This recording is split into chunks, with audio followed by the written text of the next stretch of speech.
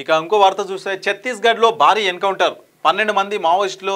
3 జవాన్లు మృతి మరో 2 జవాన్లకు గాయాలు బీజాపూర్ జిల్లాలో బలగాలు మావోయిస్టుల మధ్య భీకర కాల్పులు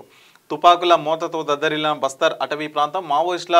మృతదేహాలతో పాటు భారీగా ఆయుధాలు స్వాధీనం చేసుకున్న బలగాలు పీఎల్జీఏ వారోత్సవాల వేళ మావోయిస్టులకు ఎదురుదెబ్బ అయితే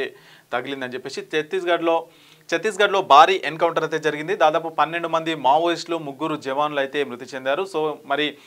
కేంద్రం ఏదైతే ఉందో మావోయిస్టుల పైన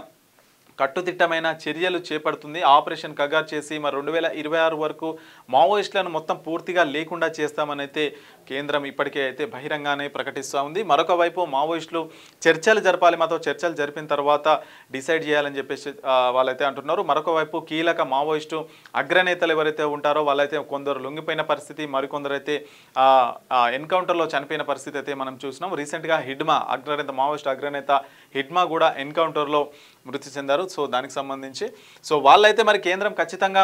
ఏం చెప్తున్నారంటే ఖచ్చితంగా లొంగిపోవాల్సిందే జనజీవన స్రవంతిలో కలవాల్సిందే అని చెప్పేసి కేంద్రం మరొక వైపు అయితే ఖచ్చితంగా చెప్తున్నప్పటికీ మావోయిస్టులు మాత్రం చర్చలు జరపాలి చర్చలు జరిపిన తర్వాత డిసైడ్ చేయాలని చెప్పేసి వాళ్ళైతే మావోయిస్టులు చెప్తా ఉన్నారు.